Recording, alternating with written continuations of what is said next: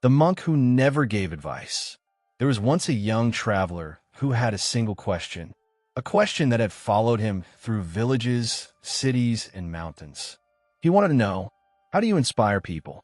Not how to become rich, not how to become powerful, but how to influence others in a way that changes lives. People told him that high in the mountains lived a Zen master known for his wisdom. So the young traveler packed his bag and began the long journey.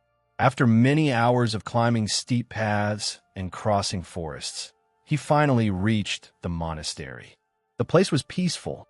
Cherry blossoms danced in the wind. Birds sang among the trees. And in the center of the courtyard sat an old monk calmly drinking tea. The traveler bowed respectfully. "Master," he said, "I've come a long way for your wisdom." The old monk smiled. "What do you seek?" The traveler replied, "I want to know how to inspire people." The master looked at him for a moment. Then he stood up. Without saying a word, he picked up a broom and handed it to the traveler. The traveler blinked. He waited for an explanation. None came. The master simply pointed toward the courtyard covered with fallen leaves. Confused, the traveler began sweeping. Perhaps, he thought, the lesson would come later. The next morning, he approached the master again. "Master, how do I inspire people?" The master silently handed him 2 wooden buckets. Then he pointed toward the river below the mountain.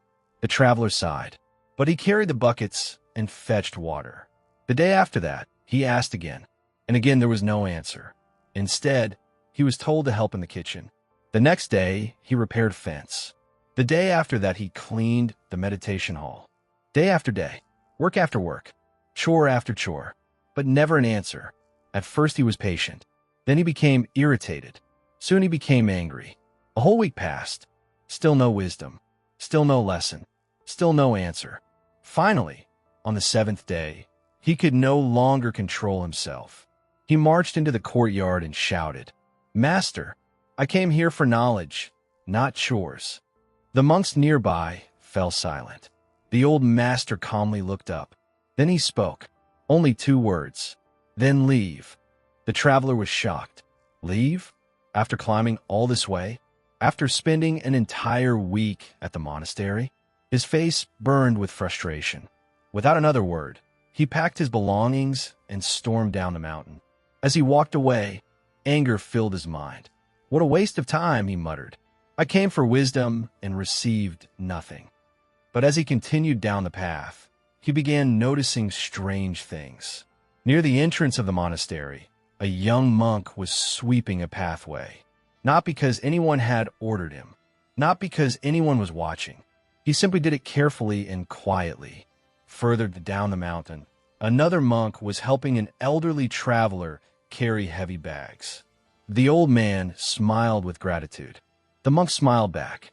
Still further, he saw a group of children trying to cross a narrow wooden bridge. One of the monks patiently guided each child across safely. The traveler slowed his pace. Everywhere he looked, the monks were helping others. No speeches, no lectures, no commands, just actions, kind actions, helpful actions, inspiring actions. Then a thought entered his mind. Why were they all behaving this way? What had taught them? Curious now, he turned around and climbed back to the monastery. When he arrived, the old master was sitting exactly where he had left him, calmly drinking tea. The traveler bowed, this time more humbly. "Master," he said, "I don't understand something." The master smiled. The old monk looked toward the courtyard where the younger monks continued working together. Then he spoke one final time. "If you want to inspire others, stop trying to be impressive." The traveler listened carefully. The master smiled. "Become an example."